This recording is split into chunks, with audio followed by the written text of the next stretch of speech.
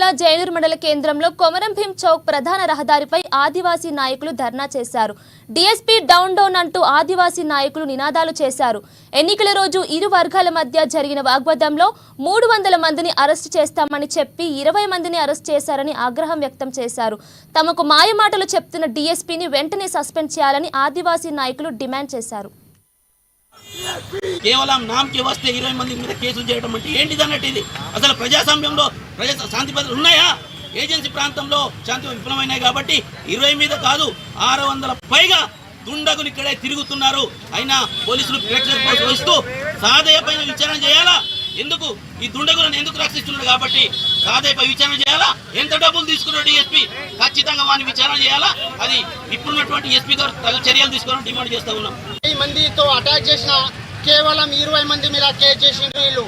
అయితే మేము రాసిచ్చింది ఎంతమంది మీద?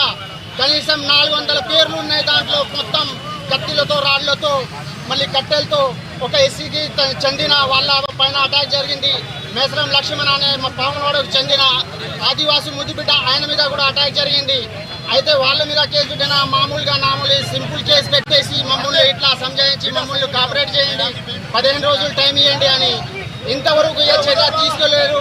డిఎస్పీ ఎందుకంటే దీంట్లో లంచం తీసుకొని ఈ కేసుని అక్కడికి అక్కడే మూసేసిండు. కాబట్టి దీనిని వెంటనే